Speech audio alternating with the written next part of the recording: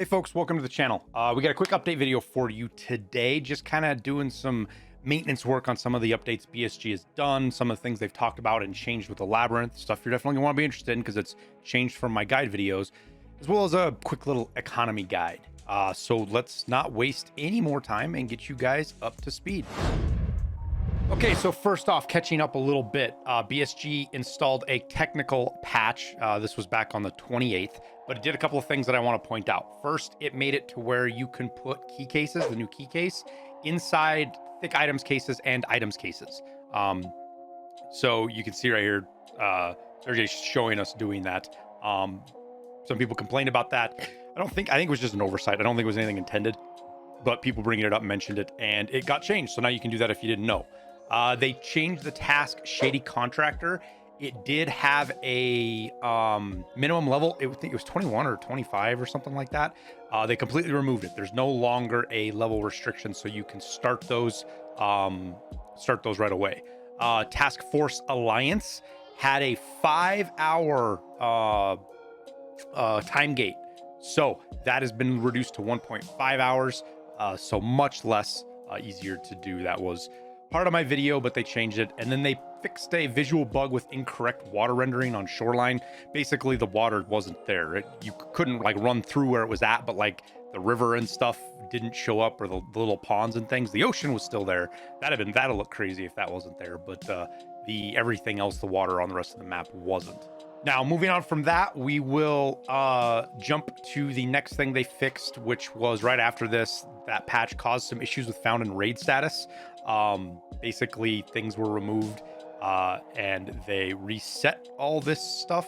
I wasn't impacted by it, so I'm not sure to the degree. I've heard all sorts of crazy stuff from people. Everything got turned off, found in raid in their stash, to everything got turned found in raid.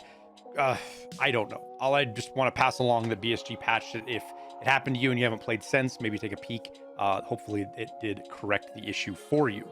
Over on Tarkov Community, which again, if you guys haven't been over there, go check it out. There's a lot of good information. It's a suggestion, bug report kind of thing it's not for BSG, it's unofficial, but it's BSG officially responds to. It's kind of hard to, basically what happens is it's a path of communication to BSG. The most upvoted stuff gets looked at and they respond to a lot of it. So for example, people were talking about making the Labyrinth as a permanent edition. Yawa, lead of game design, said we will think about how to do it better. I don't know what that means. I think that means it's not going to be permanent, but they're going to look into it. So we'll see. Sergey again talking about how they've made some changes. They added a path to get Lightkeeper through the Labyrinth. So if you're doing the Labyrinth tasks and you're worried about the achievements, there's 2 achievements. One just by doing all the Labyrinth tasks, but the second one is another one through Lightkeeper. And I was like, oh, dang, that sucks. I prestige. I don't have Lightkeeper. I guess I can't get that. But then they added this to where if you do the Labyrinth tasks, it opens up the path to Lightkeeper. So you can do his tasks and then get to see him and then do his tasks to get his achievement as well. And I know that sounds like a lot of stuff going on as far as trying to get it done. But on top of that, Sergey has commented about how I keep saying it, American pronunciations, right? The event will be around for a while. No need to rush it. We'll definitely give a heads up on official socials beforehand. Good stuff. I was initially thinking we were going to see this for like a week or two, kind of just based on what we see with Halloween events or Christmas events, but it looks like hopefully this means it'll be around a little bit longer. Now, if you're looking for more details about all of this, keep in mind, I have 2 guide videos, one specifically for the early tasks, a second one that does a complete walkthrough through the Labyrinth, all of the rooms, all of that stuff, as well as a guide to the map and the tasks that are attached to that map. So we'll throw links down in the description and tags and stuff around, but go check those out if you're still struggling or you need more information about it. We put a ton of time and effort into them. They're great guides. Really proud of how they came out. So hopefully they will be helpful for you guys as well. Now for the economy stuff, just a quick talk about it. Basically, the Labyrinth event itself has thrown the game economy for a huge loop, like events normally do. The loot on the map itself has reduced the value of a lot of the high-end items. Think like vertexes. I'm trying to think of stuff off the top of my head. Basically anything really high-end. Those values have come down a little bit because there's so much of them on the map. But on the flip side, things that are needed for consumables for people to get through the map, and they're burning through them a lot. So think med stims, ammo barters, weapon barters, armor barters, all that kind of stuff. Those have skyrocketed quite a bit.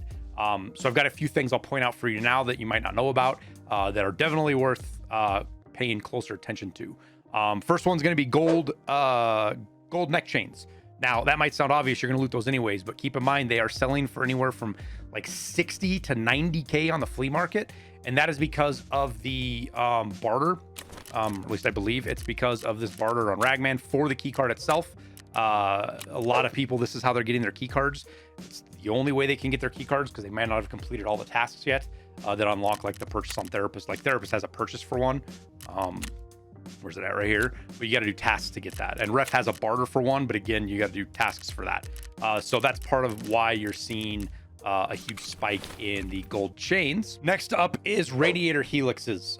These ones, if you look, they're always been kind of valuable because of the M61 craft, but they've really run up in price here, pushing 80K, 90K in the evening when everybody's logging off and buying their crafts and starting their M61 craft. And that's why, is because these are used in the M61 craft. And that's probably one of the most popular ammos down there. So yeah, you find these, definitely worth keeping and selling. Next up is Hawk Powder and Eagle, but Hawk Powder, again, because of the crafts, ammo crafts, M61, we're seeing on the low end 60, but on the high end 70, 80,000 for this. Green Gunpowder, again, 60, 70,000. And this is an easy craft. You can do this with just buying stuff off the traders if you have a couple of tasks done. So that is some items that even if you find them in raid, they're definitely worth keeping, but also crafting, make quite a bit of money. TP200 bricks, which people keep them anyways because they always vendored for quite a bit of money, but they're selling for 60, 70, 80,000. I've seen them sell out on the market a couple of times now, and that's because they are used for the X17 mag barter, which I'll show you here real quick. This goes in the SCAR and the MDR, but it allows you to put 50 rounds of M61 in your gun if you want, and it takes 3 TP200s and a all, which I don't think these have gone up in price all that much. Not really. That's pretty much what they vendor for. But that is something to keep an eye on and sell versus vendor, which some of you guys might have been doing because people are definitely burning through a lot of these. And then bottles of saline, also insanely valuable right now, pushing, sometimes 55, 60,000 rubles. And this is primarily for two reasons. That is, well, kind of the same, but it's SJ6s. There is a craft, obviously, for SJ6s, but there is also a barter for SJ6s that use knuckles and ECLs. So that makes them worth quite a bit of money. So just things to keep an eye out on, little bits of loot that I know some stuff's gotten cheaper, but there's definitely a few things that have gotten a lot more expensive. And this isn't all of it. I just wanted to give you guys a quick overview for items you might be overlooking. But that's all I got for today. Hope this video was helpful as always and get you guys up to speed, lets you know what's going on. Don't forget to hit that like and subscribe button. Helps me out a ton, lets YouTube know you want to see my content. On top of that, let's do a shout out for my music. I haven't done one for a while. Links down in the description below. Free to listen to, lo-fi, great for background. I use it on the stream. And if you're a streamer or content creator, you can use it too for free. So we made it for. All we ask is you attribute us so people know where to find it if they like it too, because that's how we do it for free. People listen to it, add revenue, same thing as YouTube. So check that out.